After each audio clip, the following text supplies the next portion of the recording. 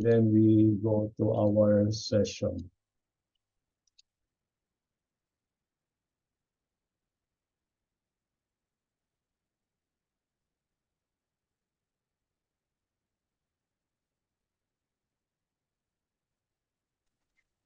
Okay. So last Monday, nagbigay po tayo muli ng panibagong example, no, how to do an observation, interpretation at application ng isang certain passage.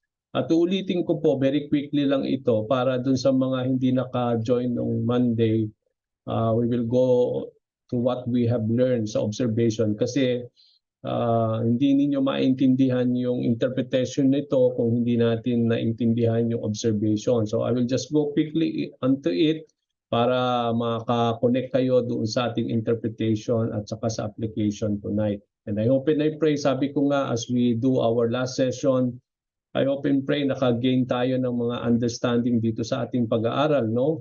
Although sabi nga natin hindi tayo pwedeng magtagal dito sa ganitong session is because sabi nga natin hindi naman lahat mag-preach at magtuturo. Kasi if I will go more, magiging complicated na yung pag-aaral natin kasi meron na tayo mga bagay na pag-aaralan, how to preach and how to teach. Pero dahil karamihan naman is ang ating gusto nang ay maintindihan ng ating pinag-aaralan, kaya I think more than enough na yung ating mga session na tutunan kasi napaka-importante lang na alam niyo how to study the Bible by doing the observation, interpretation at application. Okay, so very quickly lang to before we go to the interpretation ng ating pong passage na iniintindi last Monday. Apat yung ating pong natutunan, no? Dinagdag ko dito yung correlation. Yung correlation kasi it is more of parang part na rin yung interpretation. Kaya kahit hindi natin po yan idagdag doon sa ating pong pamamaraan ay okay lang, no? But then idinagdag ko lang yung correlation diyan is because mama-explain ko sa inyo bakit may correlation din dapat maisama doon sa ating pong ginagawang inductive Bible study.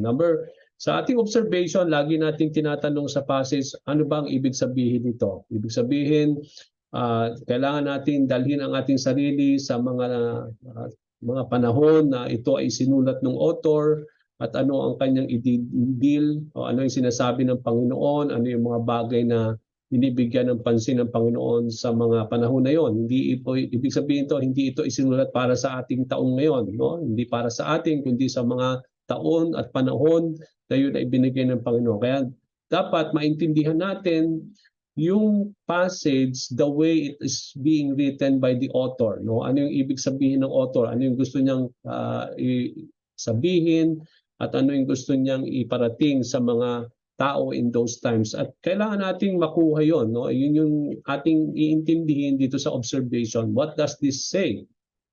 At the same time, kapag after we observe the passage, that's the time that we will make an interpretation at kukunin natin ang interpretasyon doon sa observation na ginawa natin.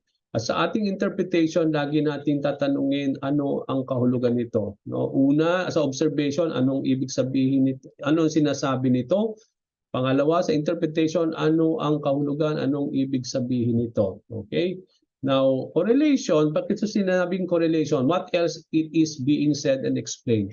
Pag sinabi natin correlation, mga kapatid, napakaganda na tingnan natin yung ibang mga passages in the Bible or mga ibang mga katuruan na merong ganong klaseng pagtuturo or the same thing that it is being explained o pinag-aaralan ninyo. No, kaya nga normally, especially sa mga gospel na story, dahil meron tayong apat na gospel, no? Sabi ko nga Matthew, Mark, Luke and John. Napaka-importante na hindi lang sa Matthew, kung Matthew ang pinag-aaralan mo, tingnan mo rin sa tatlong gospel na natitira kung merong ganong klaseng story din, is because sometimes nagkakaiba-iba yung mga the way it is written by the author, no? At marami tayong nakita mga ganong klase dun sa mga nakaraang pag-aaral natin. Kaya napakaganda yung correlation. Titingnan natin yung mga ibang passages na anong sinasabi rin patungkol dun sa verse o sa passage na ating pinag-aaralan. At yun ay makakadagdag sa ating pong interpretation. Okay, yung application, how does this apply to my life? Anong itinuturo nito sa aking buhay ngayon, sa ating panahon ngayon? Na ano yung mga dinidil, ano yung mga principle, ano yung mga katuruan na idinidil ng Panginoon in those times na alam natin na applicable sa atin, sa ating panahon ngayon. Yun ay ating dadalhin sa ating time at paano natin ito i-apply sa ating buhay. Okay, so yun po yung ating aim, how to do an inductive Bible study. Yung ating po pinag-aaralan very quickly is yung Mark chapter 2 verses 1 to 12, no?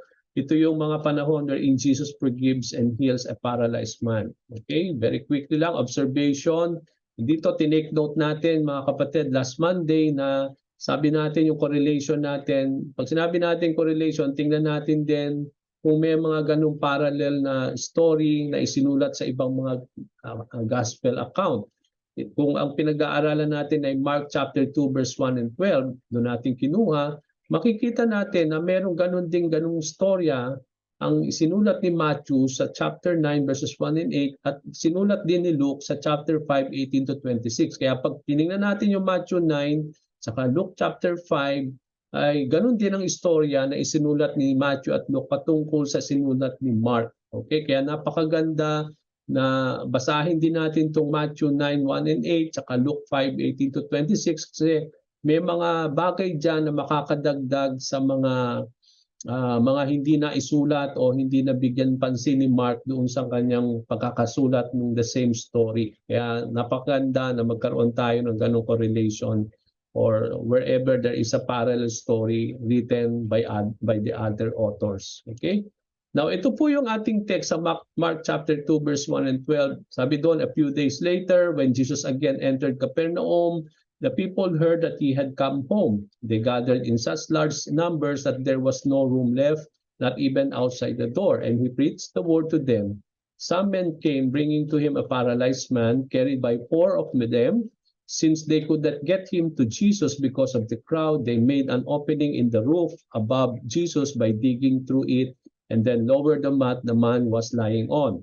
Verse 5, when Jesus saw their faith, he said to the paralyzed man, "Son, your sins are forgiven." Now, some teachers of the law were sitting there thinking to themselves, "Why does this fellow talk like that? He's blaspheming. Who can forgive sins but God alone?" Immediately, Jesus knew in his spirit that this was what they were thinking in their hearts. And he said to them, "Why are you thinking these things? Which is easier to say to this paralyzed man, 'Your sins are forgiven,' or to say, 'Get up, take up your mat and walk'? But I want you to know that the Son of Man has authority on earth to forgive sins." So he said to the man, "I tell you, get up, take your mat and go home." He got up, took his mat and walked out in full view of them all. This amazed everyone and they praised God, saying, "We have never seen anything like this." Okay?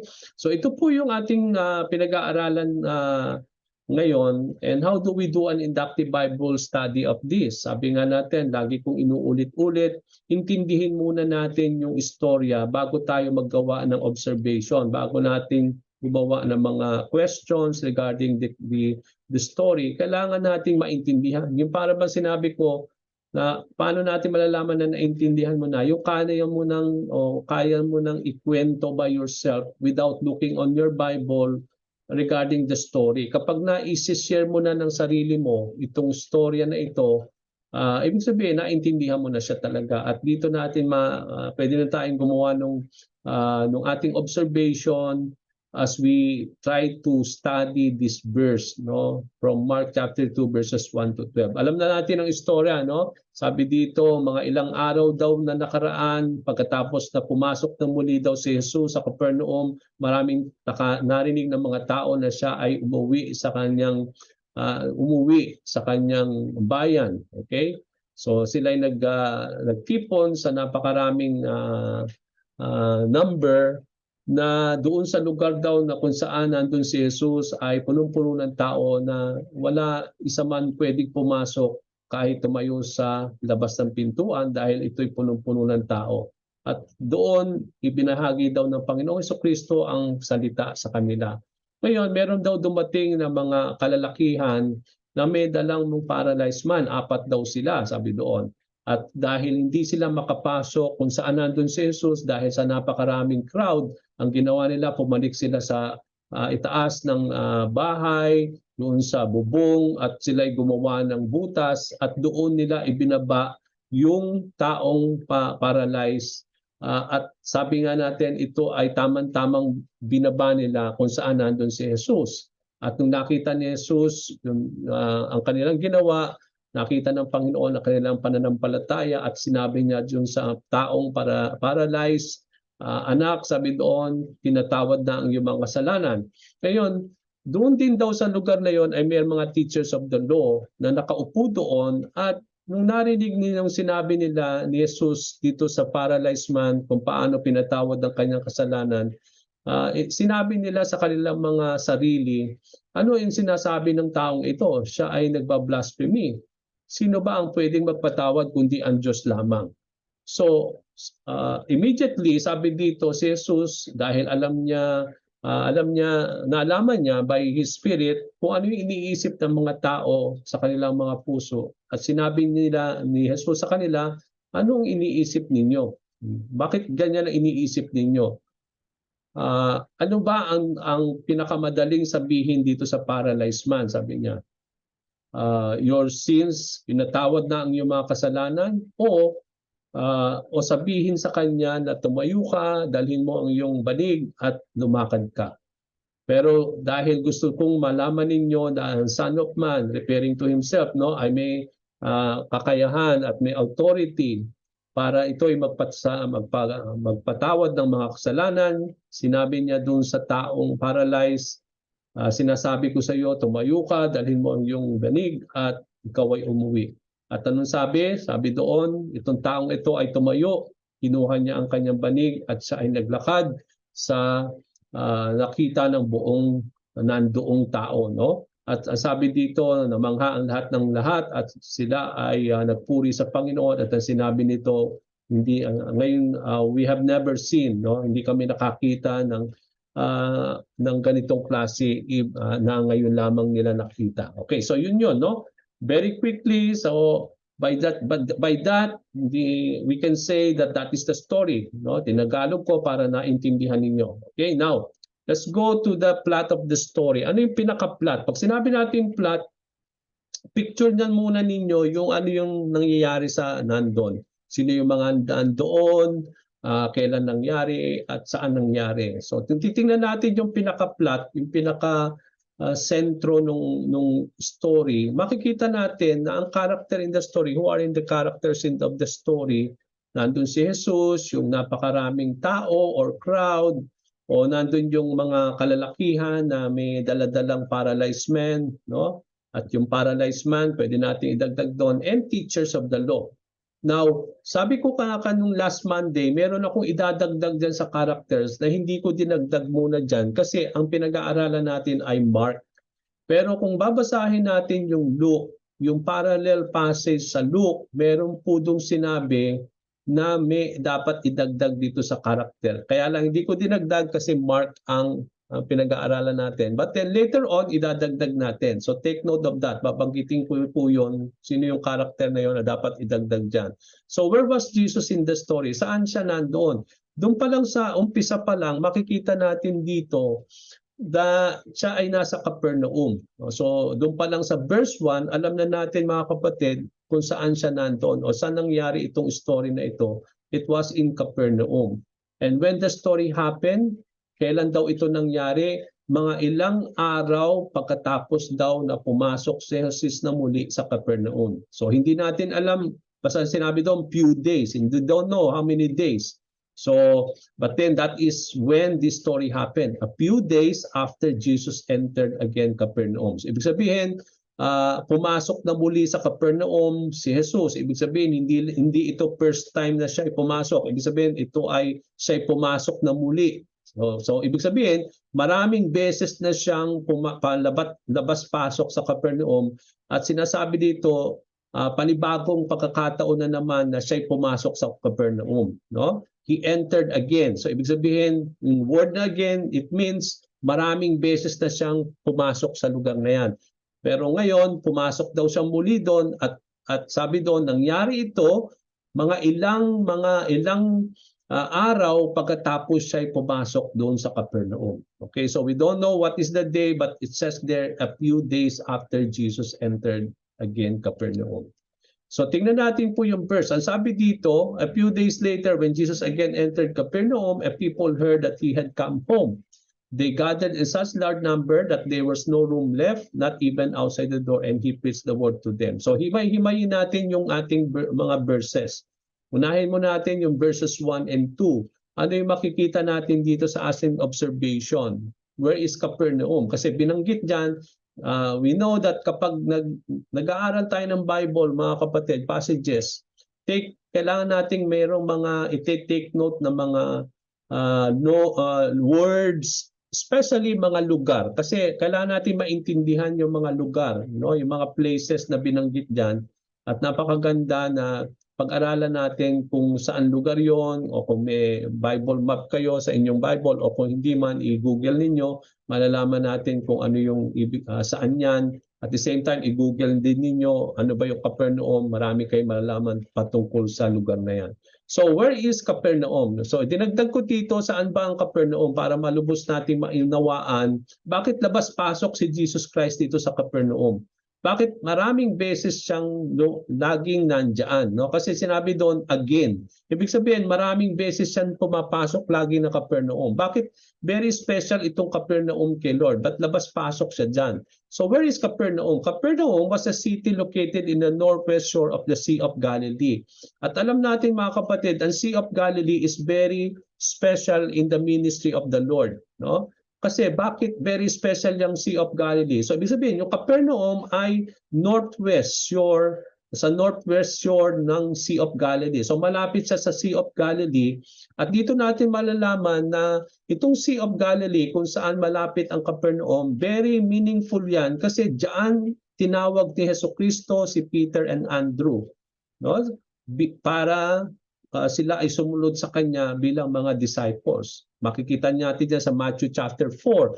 They were in the Sea of Galilee, di ba? Sila yung mga fishermen.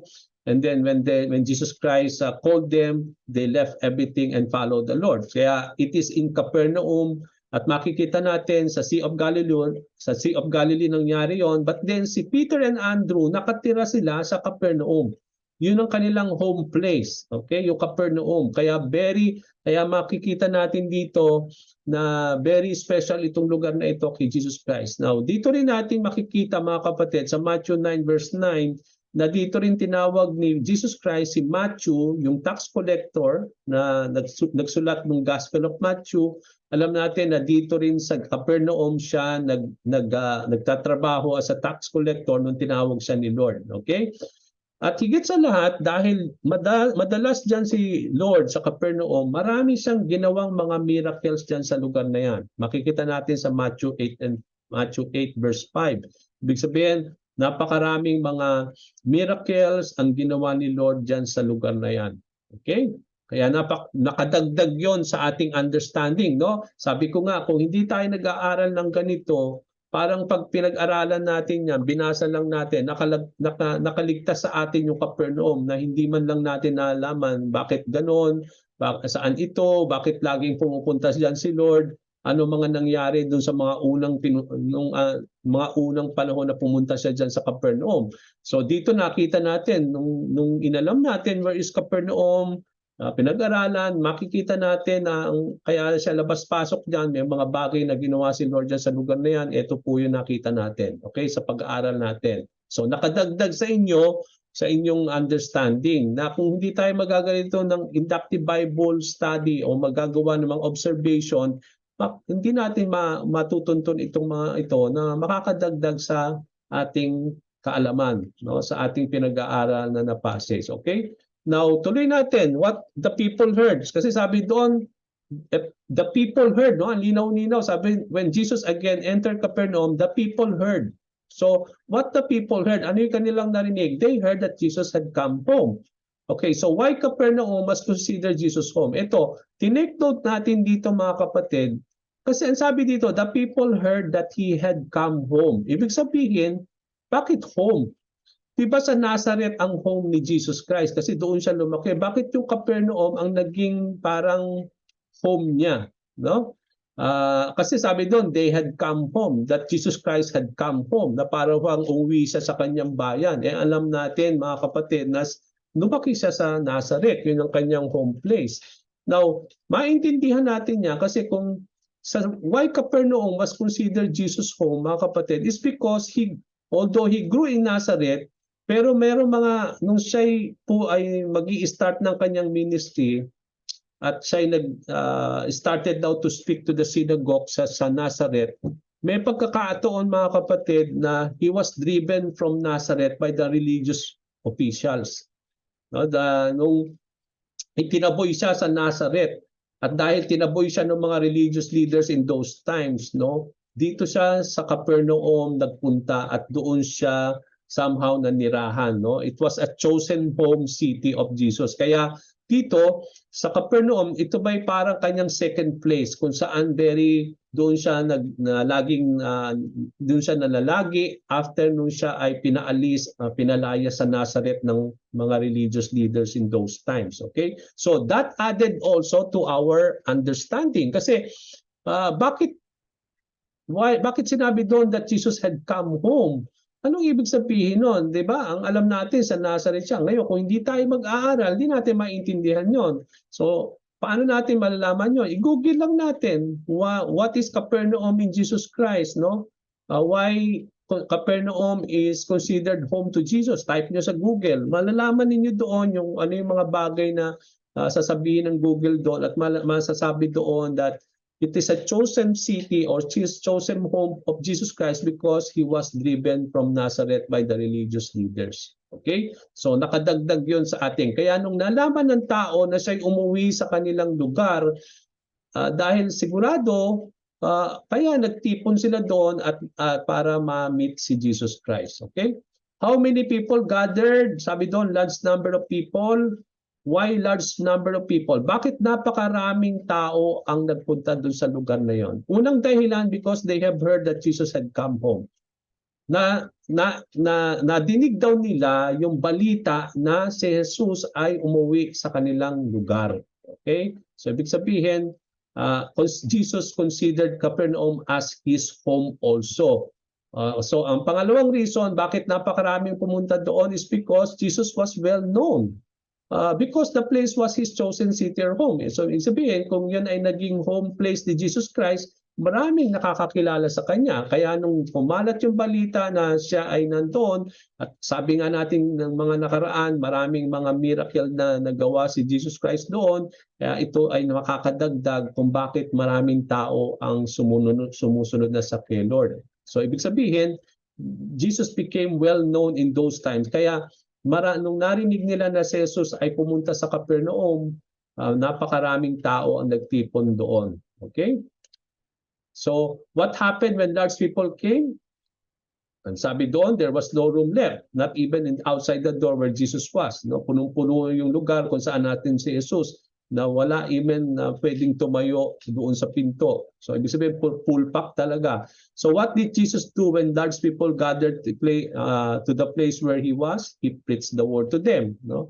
Ang linaw-linaw doon sa verse natin, anong ginawa ni Lord? Nagturo siya o nag-preach siya ng word sa kanila. Okay? So, what happened next? Ano nangyari? Some men came bringing a paralyzed man. No? Yun kagad ang nakita natin sa verse 3 and 4. How many were there? Sinabi doon, 4. 4 of them plus the paralyzed man. So 5. So yung 4, may bitbit silang mat. No? Yung sa mat na yon, doon nakahiga yung paralyzed man. So why the men came to Jesus Christ with the paralyzed man? Bakit itong mga taong ito ay may dalang paralyzed man? Because gusto nitong mga taong ito dalhin yung paralyzed man kay Jesus Christ. Okay? So yun yung sinabi doon sa verse. So lahat ng question natin kukunin sa verse, lahat ng answer diyan sa verse. Hindi tayo manghuhula, hindi tayo magtatanong na wala diyan. Ngayon pag tinanong, dapat ang sagot diyan din kukunin sa verse. Hindi tayo mag-iimbento ng salita natin. Okay? Now, bakit Hindi ako nag-imbento patungkol dun sa mga Capernaum kasi hindi, kung pag-aaralan natin thoroughly yun at yun yung lahat ng sinabi ko dito patungkol sa Capernaum, yan ay malalabas din sa inyo kung tayo po ay mag-aaral. Okay? So, although wala yan dyan, but then napaganda na idagdag natin yon outside do sa ating pag-aaral kasi gusto nating malaman saan yung Capernaum o bakit very special itong lugar na ito. Kasi makakadagdag yan sa ating pinag-aaralan. Okay?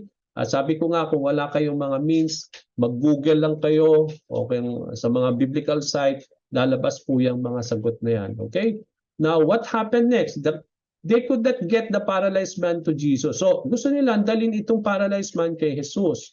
Now, why they cannot get him to Jesus Christ? Tanong, dahil napakaraming tao at punong-puno ang lugar at wala nang lugar para sila ipumasok sa pintuan. Okay? So what did the men do? Ano ginawa nila? At para dalhin yung paralyzed man kay Jesus Christ, pumunta sila sa tuktok. Yun ang sinabi dito sa ating verse. Okay, pumunta sila sa tuktok, sa bubong, at doon sila gumawa ng opening. At doon sa butas na yon, doon nila ibinaba yung mat at para ito ay mapunta kay Jesus Christ. No? Ibinaba nila yung mat, andun yung paralyzed man, at sabi nga natin, doon nila pinadaan yung paralyzed man sa taas. Okay? Now, what did Jesus saw from what the men did? Anong sinabi ni Jesus Christ? Ano yung nakita ni Jesus doon sa ginawa ng mga taong yon? Ang sabi dito doon sa verse natin, Jesus saw their faith. Nakita ng Panginoong Jesucristo ang kanilang pananampalataya. So how did Jesus responded to what he saw? Now, sinabi ko rin kung last Monday, kaninong pananampalataya ang nakita niya? Pananampalataya ba nung paralytic man o pananampalataya nung apat na tao o lahat sila? Ngayon, hindi natin alam, pero kung apat lang o kasama yung paralyzed man, but then kung makikita natin sa verse 5, no, sa tuktok, when Jesus saw their faith, yung word na yung pronoun na there, ibig sabihin marami, hindi lang isa. So hindi lang yung paralytic man ang nakita na pananampalataya ni Lord ay yung pananampalataya ng paralytic man. But then dito the word there, ang sinisignify nito yung maraming faith, yung faith ng marami. So ibig sabihin, it may be the faith of the poor men or faith of all of them, no? Yung pati yung poor plus the paralytic men. So nakita yung ni Lord yung kanilang pananampalataya. Okay? So who were sitting? Okay, how did Jesus responded to what he saw? Nung nakita niya yung pananampalataya ng mga tao, ano kanya sinabi? Son, sabi niya doon sa paralyzed man, son, your sins are forgiven. So, another question din na dapat nating intindihin sa verse ito, who were sitting in the place along the crowd. Hindi na po na sinabi sa verse 6, sabi doon, teachers of the law were sitting there. Okay, so some teachers of the law were sitting there. Okay, now, balik tayo doon sa plot. Doon sa characters natin, mga kapatid, sabi ko, doon sa Luke, merong idinagdag na karakter na wala sa Mark. Kaya hindi ko dinagdag. Pero gusto nating pansinin dito yan. Kasi who were sitting in the place, hindi lang mga teachers of the law. Although sa Mark chapter 2, verse 6, ang sinabi dito ay mga teachers of the law lang. Pero kung titingnan natin sa Luke, yung parallel story nito sa Luke, may binanggit doon na teachers of the law plus the Pharisees also. Okay, sa Luke chapter, I think Luke 5 verse 17, no? Kaya dito natin malalaman yung kahalagahan nung tinatawag nating correlation or yung pupunta tayo sa parallel na mga passages na may ganung klaseng istorya din o pagtuturo para makadagdag doon sa ating pong observation at makakadagdag sa ating understanding. Kasi kung di natin kinonsider yung Luke chapter 5 verse 17, di natin malalaman na meron palang mga Pharisees din doon, hindi lang teachers of law. Okay, Pharisees plus the teachers of the law were sitting in the place along with the crowd. Okay? So saan nanggaling itong mga Pharisees and teachers? Okay, sa Mark walang binanggit tingnan niyo po sa Mark, ang sabi doon, now some teachers of the law were sitting there. Hindi ni sinabi ni Mark kung saan nanggaling ito mga teachers of the law. Pero kung titingnan niyo yung Luke, yung parallel passage din nito sa Luke, sinabi doon na itong mga Pharisees at mga teachers of the law came from every village of Galilee and from Judea and Jerusalem. So, marami, yung itong mga teachers of the law at mga Pharisees nagmula sa iba't ibang mga lugar. May mga nanggaling sa Galilee, meron namang iba mga galing sa Judea at Jerusalem. Okay? So that added also to our understanding, no, na wala dito. So maganda rin na sabi ko nga i-consider ninyo yung mga parallel passage. Okay? How did the Pharisees and teachers of the law respond doon sa nakita at nung narinig nila nung pinatawad ni Jesus Christ yung kasalanan ng paralytic man? Ang sabi dito, thinking to themselves, they asked, why does this fellow talk like that? He's blaspheming. Who can forgive sins but God alone? Okay. Na maraming beses natutunan natin sa mga sessions natin, take note of words na hindi natin alam. Na kailangan bigyan ng meaning. Okay, yung blasphemy, I will take note yung blasphemy. Kasi sabi dito, sabi ng mga teachers of the law, they accused Jesus Christ of blasphemy. Ngayon, kung hindi mo pag-aaralin yung blasphemy, anong ibig sabihin nun? So, parang ganun lang, tinanggap lang natin ganun, na hindi naman natin naintindihan. So, we take note what is blasphemy. So, word to take note, blasphemy. Now, ngayon, kung titingnan natin ang meaning ng blasphemy, mga kapatid, it is an act of insulting or showing contempt or lack of reverence for God.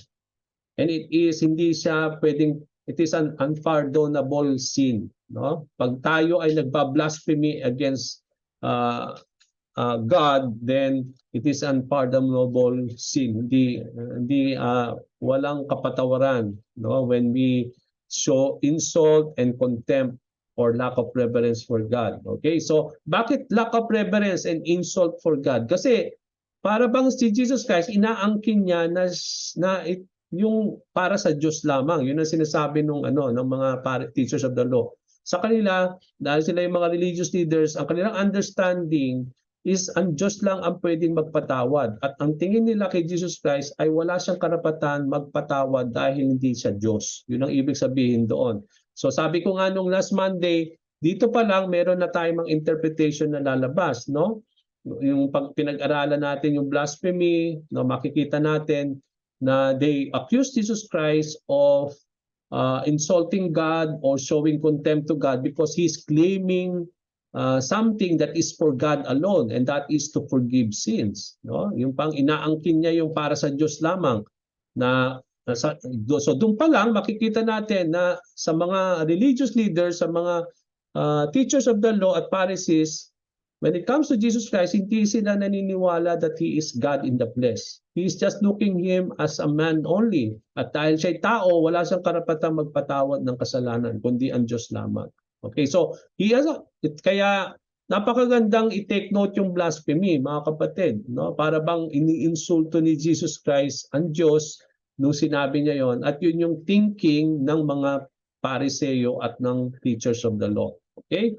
Now, why Jesus was accused of blasphemy? Bakit siya inakusuhan ng blasphemy? Kasi Jesus forgave the sin of the paralyzed man. Nakita natin yon. At God alone can forgive sins. No? Ang Diyos lamang ang pwedeng magpatawad ng mga kasalanan. At sabi dito, kaya nga inakusuhan nila si Jesus Christ ng blasphemy kasi pinatawad niya ang kasalanan ng paralyzed man na ang Diyos lamang ang pwedeng magpatawad. So yun yung thinking ng Pharisees at ng teachers of the law. So what did Jesus immediately knew in His spirit? So ito iniisip lang ng mga Pariseo at teachers of the law sa kanila. Hindi nila ito sinabi. Sa isipan nila, tine-question nila yon. Come to think here, ang sabi dito, Jesus immediately knew in His spirit. Okay? So ibig sabihin, nalaman niya through His spirit, and He knew that the teachers of the law were thinking in their hearts. No? Ibig sabihin, nabasa ni Jesus Christ yung kanilang mga puso, at dito niya tinanong itong mga taong ito, why are you thinking these things? Sabi niya. So what did Jesus said to them? Why are you thinking these things? Which is easier to say to this paralyzed man, your sins are forgiven, or get up, take up your mat and walk. Kaya sinabi ni Jesus Christ sa kanila, bakit kayo nag-iisip ng mga ganyan? No? Ngayon, tatanungin ko kayo, ano ba ang mas madaling sabihin dito sa paralitiko na ito? Pinatawad ng iyong mga kasalanan o tumayo ka, dalhin mo ang iyong banig at ikaw ay maglakad. Okay? Didil natin po yan mamaya. Okay, so what did Jesus wanted the Pharisees and teachers of the law to know? Bakit niya sinabi yon? Now, at the same time, that sinabi ni Jesus Christ, but I want you to know that the Son of Man has authority on earth to forgive sins. Yan ang gustong ipaalam ni Jesus Christ sa mga Pariseo at sa mga guro ng law in those times, na malaman nila na si Jesus bilang Son of Man ay may kapangyarihan at may karapatan magpatawad ng kasalanan dito sa lupa. So what did Jesus say to the paralyzed man to prove this? Anong ginawa niya para ipaalam niya sa mga religious leaders na meron siyang karapatan na magpatawad ng kasalanan ng tao? Ano ginawa niya? He told the paralyzed man to get up, take up his mat, and go home. So what had happened? Ano nakita natin? The man get up, took his mat, and walked out in full view of all the people. He went out praising God. Okay? So lumakad siya, tumayo siya, kinuha niya yung kanyang banig at siya ay umuwi sa kanyang tahanan. He walked out, nakita ng lahat ng tao at itong taong ito ay nagpuri sa Panginoon. Okay? Now, napakaganda din bigyan ng pansin, no? Ito yung last natin sa observation, paano nag-respond ang mga tao dito sa tatlong account natin, Mark, Matthew, tsaka Luke. Sa Mark, tingnan niyo po yung paano tinanggap ng tao yung kanilang nakita. Ang sabi dito, this amazed everyone and they praised God, saying, we have never seen anything like this. So yun lang ang sinabi ni Mark. Para bang namanghalang ang tao at sila'y nagpuri sa Diyos at sinabi nila na hindi ngayon lang kami nakakita ng ganitong bagay. No? Okay, sa Matthew, maganda ang sinulat ni Matthew. Ganon din ang sinulat niya, when the crowd saw this, they were filled with awe. No? Yung awe is to be amazed. No? They are filled with awe and they praise God. Ganon din sinabi doon. No? Pero meron siyang dinagdag si Matthew dun sa the way the people responded. Ang sabi dito, they praised God who had given such authority to man. Okay, so anong dating nito? Ibig sabihin, nagpupuri sila sa Diyos dahil binigyan niya ng karapatan ang tao upang gawin yon.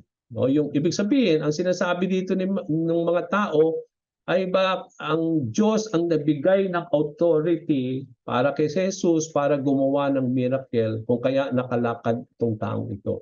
So, ano sinasabi nito? It means to say, the people miss the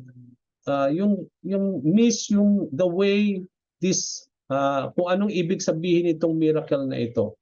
'Di ba sabi ni Jesus Christ, kaya ipatutunayan niya na siya may karapatang magpatawad ng kasalanan at kung yun, ibig sabihin he is God. At paano niya patutunayan yon? Sa pamamagitan ng miracle ng paglakad dito sa taong ito.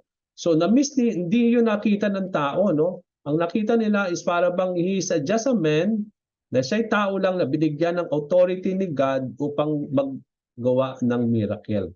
So yun yung nakita natin sa Matthew 9. Sa Luke naman, parang ganun lang din ang sinulat niya kagaya nung kay Mark, no? We have seen remarkable things today. So yun yung nakita natin dito. Okay? Now, 30 minutes. Let's have an interpretation quickly and then we end. Now, interpretation. What does this passage mean now? Okay, ito yung nakita natin yung observation. What does the passage say? Ito yung sinabi ng passage. So, tinanong natin, may question kayo, may answer kayo. Okay. Now, yung interpretation natin, doon din natin kukunin. Hindi tayo lalayo, mga kapatid. Parang kukunin lang ninyo lahat yung mga nakita nyo dyan sa observation at yun yung pagiging interpretation natin. Aayusin natin yon in a way wherein this is our interpretation. Okay. How do we start? I started focusing on Capernaum. Okay? Because when you share, when you teach, Dahil sinabi doon, Jesus again enter Capernaum, gusto mo ibahagi sa tao at ituro sa tao bakit again Jesus entered Capernaum? At bakit ano yung mga dahilan bakit siya pumasok dati sa Capernaum? Okay, so dito bigyan natin ng significant na uh, interpretation. Capernaum is significant to Jesus Christ. No? Mahalaga kay Jesus Christ yung Capernaum. Bakit? Capernaum was a city located in the northwest shore of the Sea of Galilee. Ganun yung nakita natin. Dinala lang natin dito. Capernaum was chosen home city of Jesus after he was driven from Nazareth by the religious official. Dagdag natin yun kasi nakita natin yun doon sa ating observation. Capernaum was also the home of Peter and Andrew where Jesus called them to follow him. Jesus also found Matthew, a tax collector in Capernaum, and called him to follow. Jesus did many miracles in Capernaum. So tingnan niyo po, no? So para bang ito, interpretation natin to, binibigyan natin ng interpretasyon yung word. Bakit? Kasi sa umpisa pa lang, after few days, Jesus entered again Capernaum. Now anong kahalagahan nito? Bakit lagi nandiyan si Jesus Christ? Bakit siya na naman pumasok? Anong mga dahilan bakit siya pumasok dati? So ito po 'yon, no? Parang pipinta natin yung pinaka-picture at i-represent natin ito sa ating pong isi-sharean at dito maunawaan nila, ganun pala. Kaya pala si Jesus lagi siyang nagpupunta ng Capernaum dahil ganito. Very special yung lugar na yon. Kinonsider yun na parang home niya, home place niya, kung saan siya ay parang yun ay parang home place niya or home city. Pagkatapos siya ay ipanalaya sa Nazareth ng mga religious leaders, no? Dahil inakusahan siya ng mga maraming bagay. Okay, so dito rin pala niya tinawag si Peter and Andrew at doon pala naninirahan si Peter and Andrew. Si Matthew, doon din pala naninirahan at maraming mga miracles ginawa si Lord sa Capernaum. Okay, so yun yung isa sa mga interpretation natin. Ngayon, tingnan niyo po yung interpretation. Yun lang din, no? Kung ano yung nakita niyo sa observation, ilalagay lang natin dito. Large number of people came in the place. Parang pinikwento lang ninyo, pero binibigyan niyo ng emphasis yung mga bagay nakita ninyo sa inyong observation. Parang pinikwento lang ninyo. So tingnan niyo po, large number of people came in the place when they heard that Jesus had come home to their place. Jesus was well known by the people because he chose Capernaum as his chosen city when the Lord was driven from Nazareth by the religious leaders. No, 'di ba? Kanina 'yun lang din 'yon, no? Parang binubuo ko lang po dito yung observation natin. Para bang sasabihin natin kasi ang sabi doon, the people heard that Jesus came home. Bakit home? Ibig sabihin, tinuturing pala ni Jesus pati yung mga taong ito, tinuturing nila na itong lugar nila na Capernaum ay parang home din ni Jesus Christ. Kaya nagtipon sila at nung narinig nila that Jesus came home, no? Ibig sabihin, home place ni Jesus Christ yung Capernaum, no? At dahil nga siya ay yun yung parang lugar na kanyang pinili na manirahan pagkatapos siya ay pinalayas sa Nazareth ng mga religious leaders. Pinento ko lang. So after Jesus entered the house, large crowd gathered inside that there was no room left to enter in even outside the door. Yun lang din naman sinabi. Nilagay ko lang dito, large number of people came because they heard the news that Jesus came. Ngayon, bibigyan ko ng kahalagahan to mga kapatid sa aking interpretation, sa ating interpretation. Kasi anong sinabi dun sa verse natin, sa observation natin? People heard that Jesus came home. Yun ang sinabi. Kaya napakaraming tao ang pumunta doon kasi narinig nila. Now, I will take note of that word heard. The fact that they heard the news about Jesus coming means that people in that area know how to proclaim the news. Marunong silang magkalat ng mga balita. Okay? Itong mga taong ito, dahil yung Capernaum, bakit napakaraming tao ang pumunta doon? Is because ang mga tao doon marunong hindi sila chismoso at chismosa mga kapatid. Marunong silang magbahagi.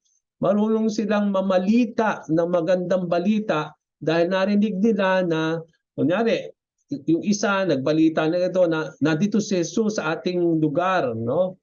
Yun naman taong yun na nakarinig, binalita niya rin sa iba, no? Kaya kumalat ng kumalat yung balita na si Jesus ay dumating sa kanilang lugar bilang na ito rin ay home place ni Jesus Christ.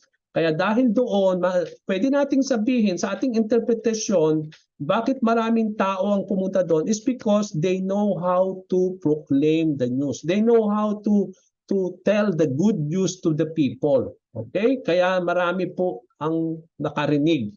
So yung word na heard, ibig sabihin narinig nila. Okay? So ngayon, narinig nila kanino? Sa mga tao na nagsabi sa kanila noon. So ibig sabihin, kumalat yung balita. At dahil kumalat, maraming tao ang nagpakalat noon. So that's why many people heard. That's why large number of people who heard it came to the place. Okay, tingnan niyo po, no?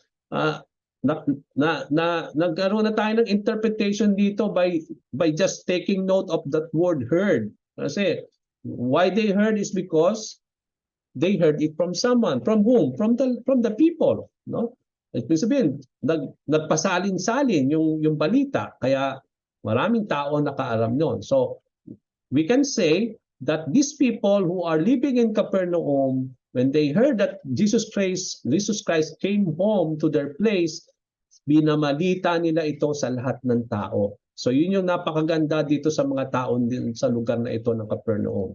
So, today, pwede na akong i-apply ito sa atin. Today, many churches are empty and not filled with people. Even the fact that Jesus is in the house.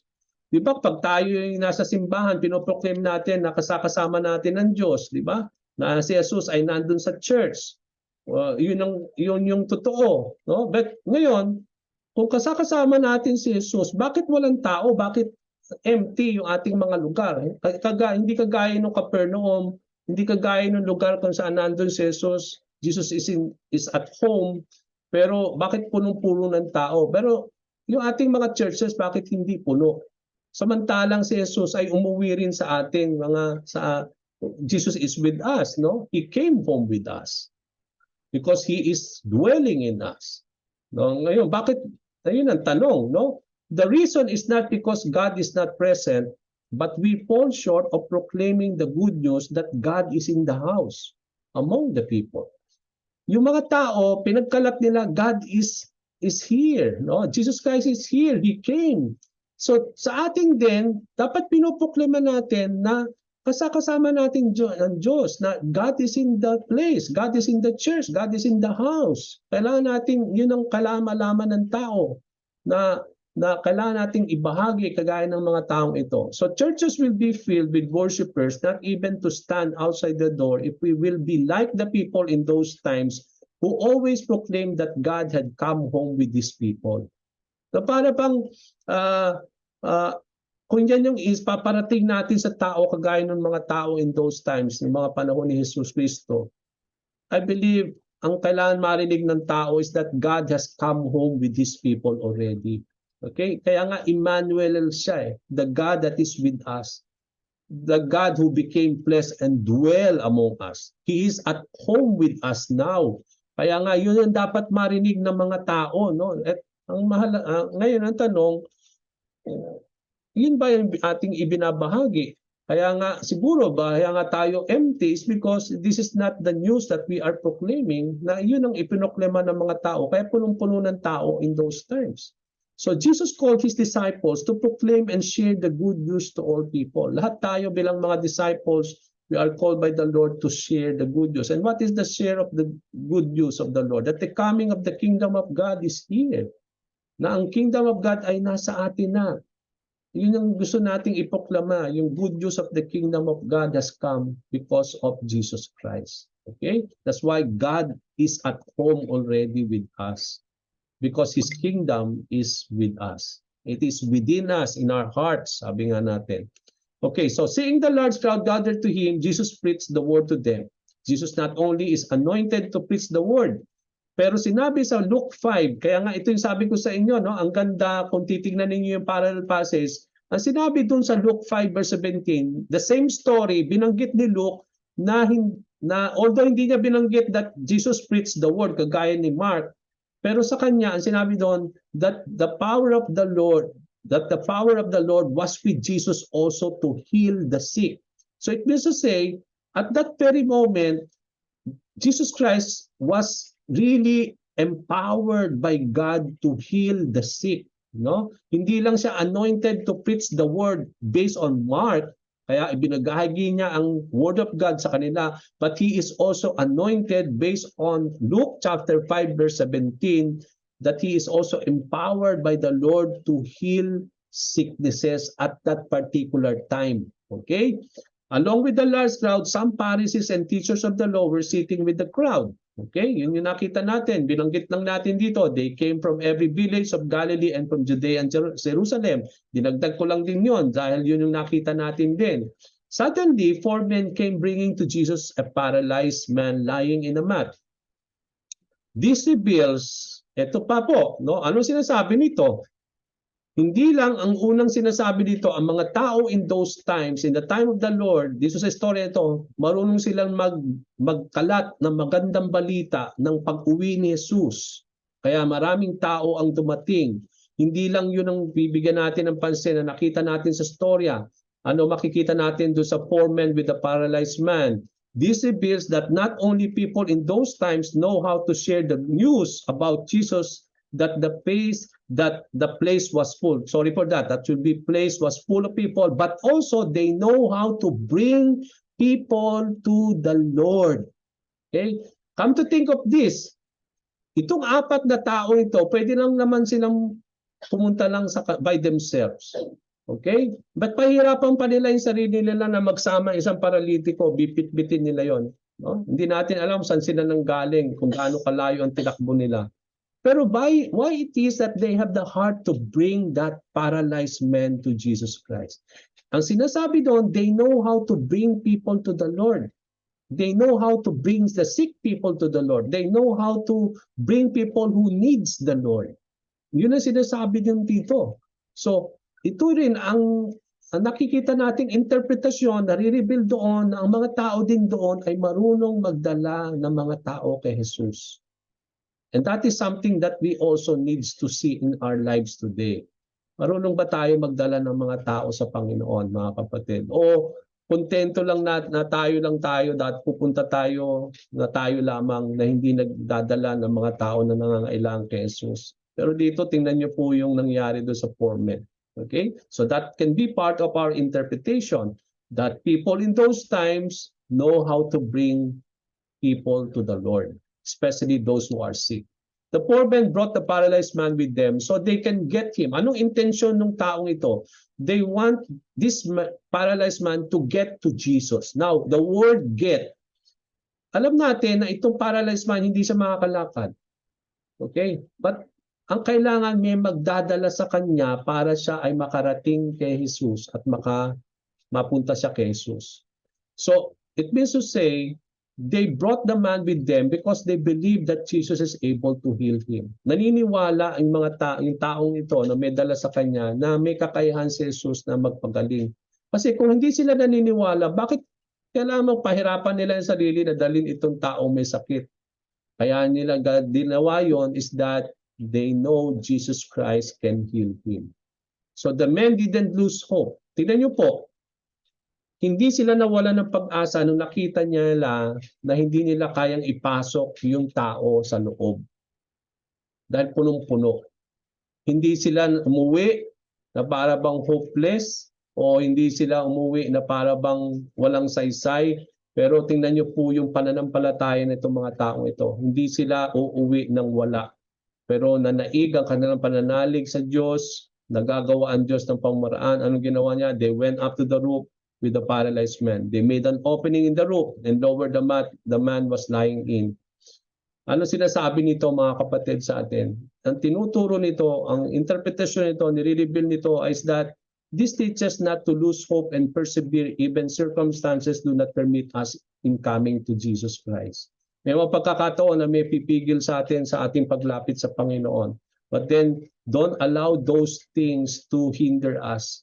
And not to lose hope, but we need to persevere even circumstances Kahit yung mga pagkakataon na yan ay hindi tayo pinahintulutan, lumapit kay Lord, kailangan nating mag-persevere doon sa mga circumstances na yon, and we don't lose hope. We are to endure hardships and be persistent as we bring people who needs Jesus Christ. Lalo tigit sa lahat, kung may dala tayong gustong makarating kay Lord. Okay? Na kailangan nating mag-endure, mag-persevere, lalo tigit sa lahat, merong nangangailangan kay Lord na kailangan nating tulungan itong mga taong ito. Kaya we need to endure hardship and be persistent. Kagaya nitong apat na ito, that they will say no. Hindi sila magiging hopeless. Nauuwi sila sa wala, but then they will have to do and act in their faith so that they may bring this man to Jesus Christ. So Jesus saw the faith of the 4 men out of the things they have done. So nakita natin, Jesus saw.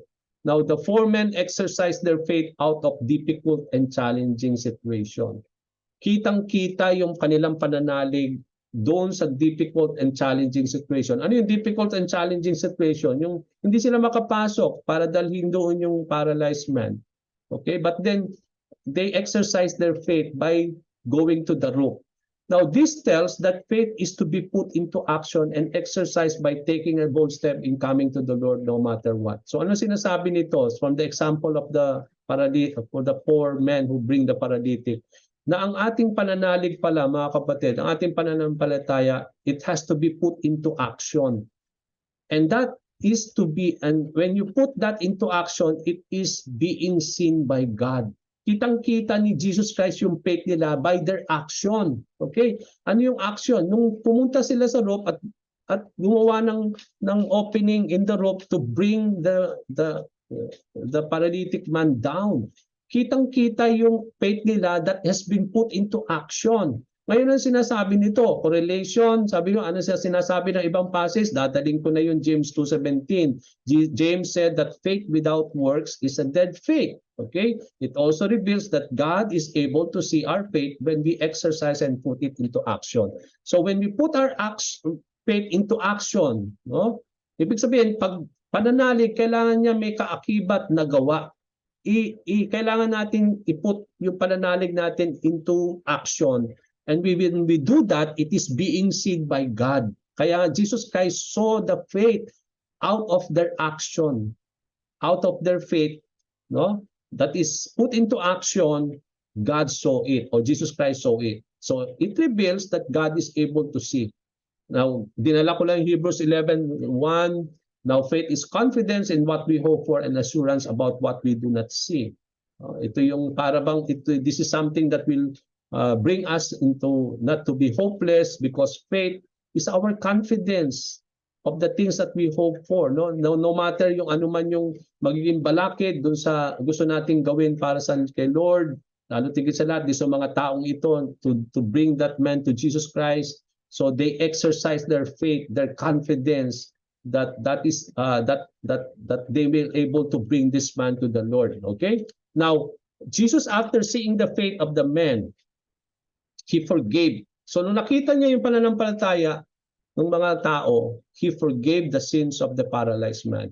This tells that more than physical healing. Tingnan niyo po, ano ang expectation natin kapag merong sakit na dadaling kay Jesus Christ? Ang expectation ng lahat ng tao siguro nung nakita na merong paralytic na nandoon sa harap ni Jesus Christ ay pagagalingin ni Lord yung kanyang sakit at gagawa siya ng miracle at makakalagat yung taong yon.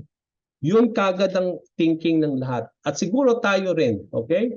So this tells, pero tingnan niyo po, nung nakita niya yung pananalig, yung pananampalataya ng tao, hindi sinabi ni Jesus Christ, okay, hindi niya sinabi sa this man, okay, get up, take your mat, and go home. Hindi yun ang sinabi ni Lord eh. Ano sinabi ni Jesus Christ sa kanya?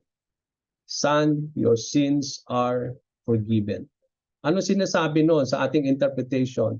This tells that more than physical healing, our spiritual healing is being forgiven of our sins matters most to God. Mga kapatid, mas mahalaga sa Panginoon Diyos yung ating spiritual na kagalingan more than our physical healing. Kasi the root of all physical sicknesses, mga kapatid, is sin-related. Okay? Tingnan niyo po, nung hindi pa nagkakasala si Adam and Eve in those times, may mga sakit ba sila? Wala eh. May kamatayan ba? Wala rin. Okay? No, malusog sila kasi wala namang sakit, walang kamatayan. Kailan nagkaroon ng sakit? Nung nagkaroon ng kasalanan. Okay? Disobedience. Okay, hindi na natin nakita doon. So the root ng lahat ng physical sicknesses natin is sin-related. Tingnan niyo po, bakit tayo masakitin? Kasi yung mga bawal, yun yung kinakain natin. Yung mga bawal na hindi natin gawin, yun yung ginagawa natin, naninigarilyo, na umiinom. Okay, di ba? Yun ang root. Ano yun? Kasalanan nyo. Kaya tingnan mo, yung kasalanan na yun will always bring sickness. So the root of physical sicknesses is sin-related. Kaya si Jesus Christ, ang tinubok niya ay hindi yung physical sickness, hindi yung surface, kundi yung pinaka-root ng sickness. Kaya nga ang root ng sickness ng taong iyon ay yung kanyang kasalanan. Kaya nga makikita natin dito, for God, what matters most is the healing of the spiritual being of a person. Kaya kitang-kita yon from the words of Jesus Christ that, Son, your sins are forgiven. So there are parallel similarities. Tingnan niyo po, parang may magkakahalintulad ang kasalanan at saka paralysis. Di ba paralysis, ito yung kaya nga paralyzed ka dahil yung sakit ay paralysis. Pag meron kang pag ikaw ay paralyzed, hindi ka makakilos, di ba? Kunyari, buong katawan mo paralyzed. Okay, so hindi mo maigalaw lahat ng katawan mo. May gusto kong gawin, hindi mo magawa. May gusto kang puntahan, hindi mo magawa. May gusto kang anuhin, hindi mo rin magawa. Now, sin is ganun din. Tingnan niyo kasalanan natin, no? Because of sin, we cannot really deal with our sinfulness, no?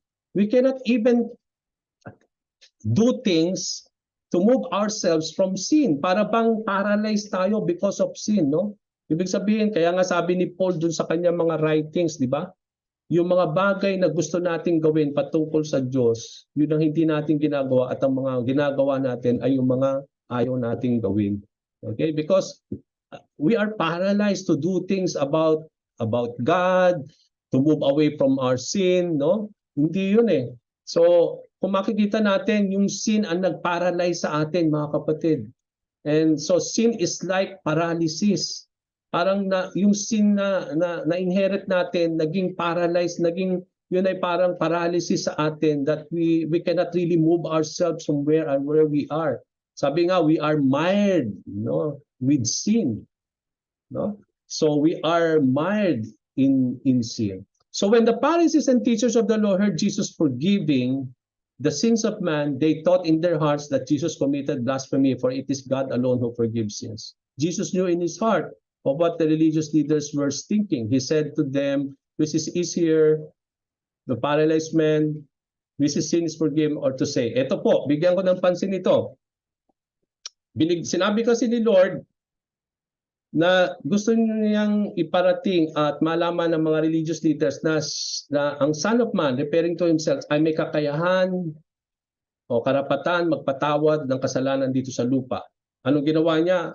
He said to the paralyzed man, no, get up, ano? So bago yon, tinanong niya muna yung religious leaders, ano ang mas madaling sabihin dito sa taong ito? Okay, kung kayo po, which is easier to say, your sins are forgiven or to get up or take your mat and walk? Kung saan sa ating binagayan ni Lord, anong pipiliin ninyo? Kaya, okay? So, because we don't have time, so for me, it is easier to say to the paralyzed man, your sins are forgiven,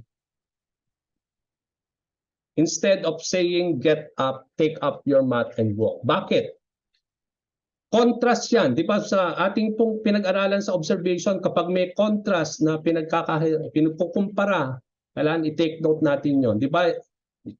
Mga nakaraang pag-aaral natin, di ba? May contrast between the camel going to the eye of the needle, than a rich man going to the kingdom of God. No? May contrast yun. No? Hinighlight natin yon. So dito may contrast din. Ano yung contrast? ano ang mas daling sabihin sa taong ito?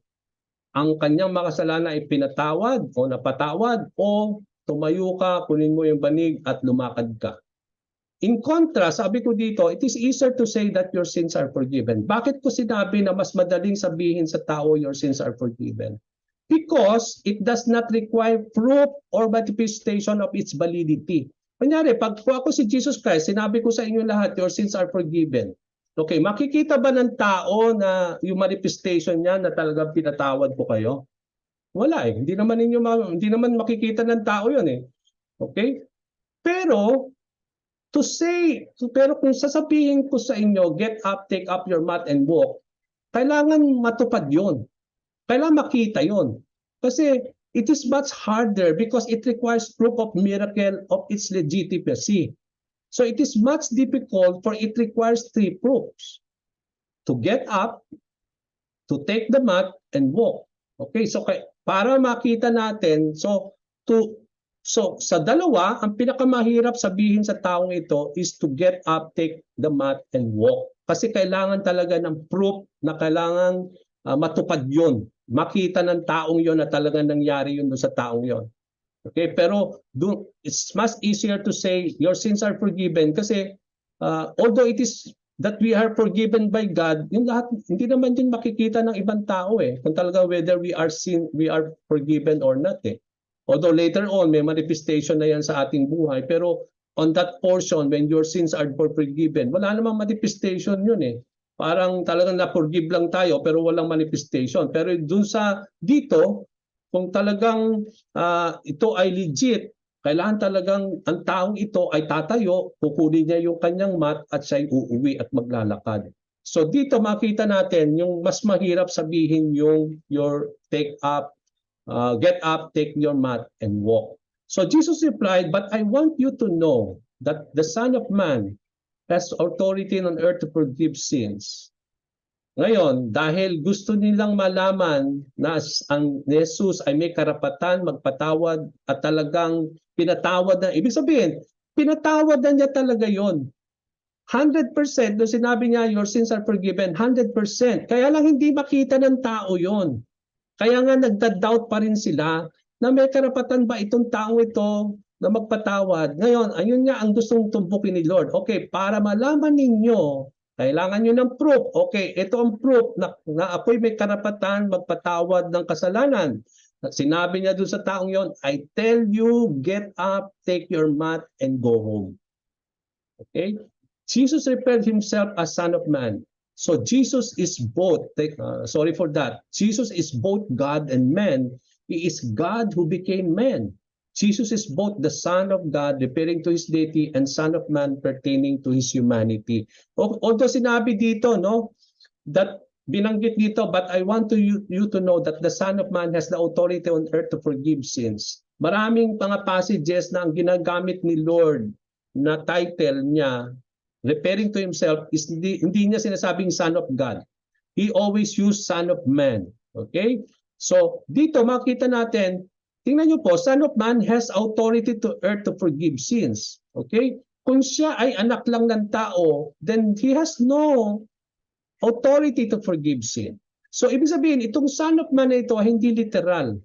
It is Son of Man, okay, although it talks about the humanity of Jesus Christ, but it also conveys that there is God in him when we talk about that he is indeed Son of God, or he is Emmanuel, or he is God who became flesh, no?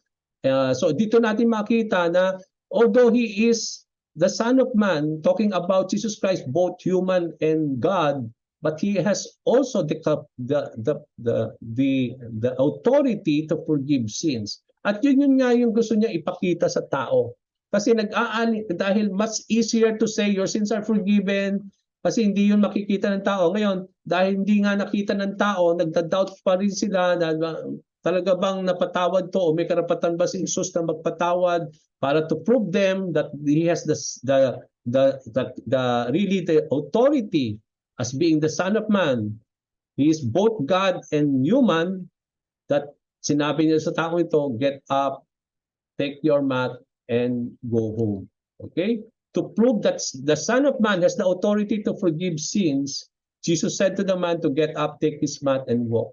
The religious leaders were true. Totoo ang sinabi nila that God alone can forgive sins.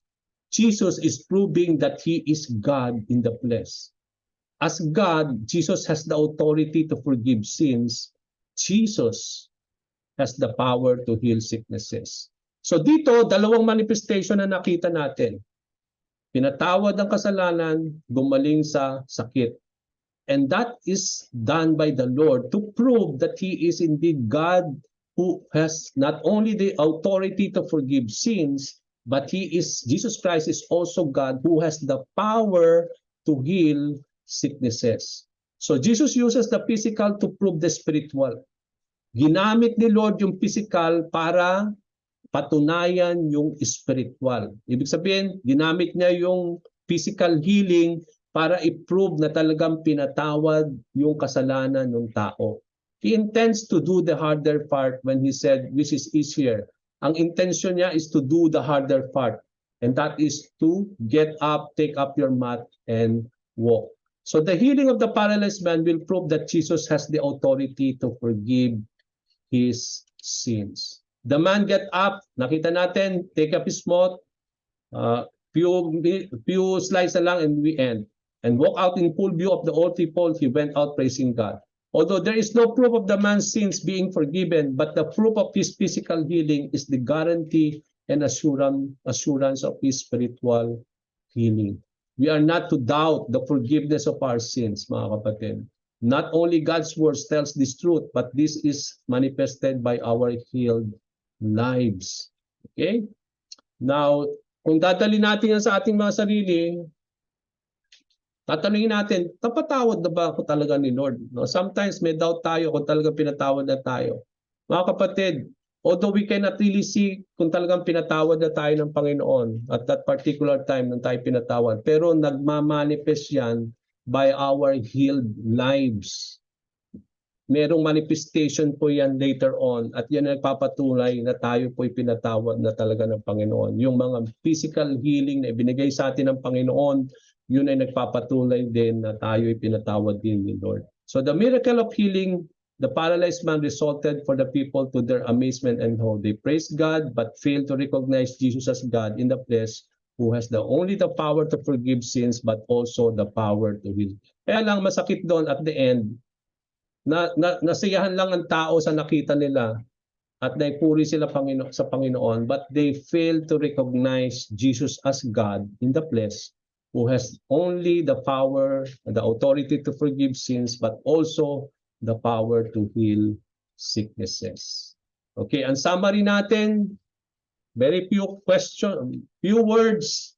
Ano pinaka-summary ng ating interpretation? Sin and to be paralyzed are parallel. Just like paralysis, that caused man to be physically paralyzed, sin caused man to be spiritually paralyzed. As spiritually paralyzed, man cannot move or do things to be out of sin. There is only one cure for sin paralysis. Jesus, as the Son of Man, has the authority to forgive sins, but also the power to heal sicknesses. It requires faith to be put into action for healing to come, both physical and spiritual. The fact that Jesus is in the house and that He came home with us compel us to share the good news to all people. The truth that Jesus has the authority and power to heal leads believers to bring people with them who needs the Lord. We are to overcome with perseverance the difficulties and challenges we face in coming and bringing people to the Lord. Ganun lang po kasimple yun, yung storya na yan. Yan na po yun. In very few words. Okay, yan yung tinuturo doon. Okay? So, there is reflection in us, no? Na kung alam natin si Jesus ay nakapagpapatawad ng kasalanan, siya ay nagpapagaling, dapat marunong tayo magdala ng mga tao na talagang nangangailangan nun. So yun yung challenge natin dito. No? At kung alam natin na si Jesus ay kasama na natin, kailangan yun ipamalita natin upang ang taon din ay kalugdan ng Diyos. Okay, yun lang po yun. Tapos yung ating pong yung sin ay pwede nating sabihin na parang paralysis din yan. No? Parang na-paralyze din tayo. No? Yun yung nakikita natin dito. So that is the summary. Now, quickly end I end. Just one slide lang po to. Hindi ako naglagay ng specific here. Gusto ko, kasi individual ang magiging sagot natin dito, hindi pare-parehas. Okay, so what does the passage mean to me? Ito po yan. Yan lang yan, mga questions. How does this truth apply to my life? Anong sinasabi nito sa buhay ko ngayon? Okay? Diba? Do you have the faith to carry someone spiritually paralyzed to Christ? Lahat ng tao spiritually paralyzed, mga kapatid. Meron silang seal paralysis. Lahat ng tao nangangailangan kay Lord. Okay, kung yung itong apat na ito nagdalasan ng isa, tayo ba, do we have faith? Do we have the faith to carry someone spiritually paralyzed to Christ? Lahat ng tao spiritually paralyzed, mga kapatid. So list specific ways how would you do it. Okay, anong gagawin mo? Anong pamaraan? Okay, list. List the obstacle. Ano yung mga obstacle naman na na-experience mo in bringing people to Christ? Bakit hindi tayo makapagdala ng tao kay Lord? Bakit hindi tayo makapagdala ng tao sa simbahan kay Kristo na ating Panginoon? List down. And how would you overcome them? Ano bang mga obstacle? Bakit hindi ako makapagdala ng mga spiritually paralyzed kay Kristo Jesus? Alam naman natin, nakasama natin si Lord do sa church. Bakit kulang pa rin tayo? Bakit bakante yung mga chair? Samantalang noon, punong-puno. Kasi marunong silang magbalita na si Jesus ay nandoon kasama nila, na siya'y umuwi na. Si Jesus ay umuwi na sa atin. He's now reigning in our hearts. That God is now is at home with the people now. So kailangan nating maipahayagi yon. Okay? Ngayon, ano yung mga obstacle? Bakit di natin magawa yon? Ngayon, how we will overcome? Paano natin ma-overcome yung mga obstacle na yun? These some practical ways you can show that you care for sinners. No? How can you work with others in bringing people to Christ? Kasi yung apat, nagtulong-tulong sila para dalhin yung isang tao sa Panginoon. If we will work together, mga kapatid, we can bring people to the Lord. No? How do I plan to carry out these changes? Commit these changes to the Lord in prayer. Okay, so ganun po yun. Kasimple lang yung application na yan sa atin. Okay, so yun po yung nakita natin dito. Okay, I hope and I pray, mga kapatid, as I stop here, na yung natutunan natin sa lahat ng sessions natin, although recorded naman lahat yan, you can go back again every now and then sa mga recording. Kompleto tayo ng recording natin, even to this time. Ulit-ulitin niyo. Practice lang yan, mga kapatid. Kailangan lang ninyo mag-practice. Yung natutunan natin doon, put into practice. And time will come para madali na lang ninyo gagawin yan, mga kapatid. Sa umpisa, sabi ko nga, mahirap yan. Pero kung susundin natin yung mga principle, guideline ibinigay ko sa inyo, yung pamamaraan, the way I do it, may example tayo, balik-balikan ninyo. Kasi this will be our last session. I hope and I pray na nakagain kayo ng understanding. I don't know kung nakatulong po ito sa inyo. I don't know. But I hope and I pray nakatulong po yan sa inyong lahat. No? And I pray that from now on, as we start this, we learn these things, gamitin po natin yan sa pag-aaral natin ng mga salita sa inyong devotion, sa inyong personal Bible study, at yung mga nakita ninyo dyan, i-share natin sa iba, no? Sa inyong mga Bible sharing. So next week po, pahinga tayo for 1 week. So you can just be your, makakatulong yung, so next week po, siguro tuloy lang muna yung Bible sharing ninyo. So sa susunod na week, doon tayo mag-uumpisa ng ating discipleship. At saka yung susunod na Wednesday, it will now be Bible study. Okay? Discipleship po yung training yung gagawin natin on Monday. Every Monday, Wednesday po, it will be Bible study for all. Okay? Ibibigay ko po sa inyo yung mga material, kaya lang by next week pa. Okay? So let us pray. So let me just end this muna yung ating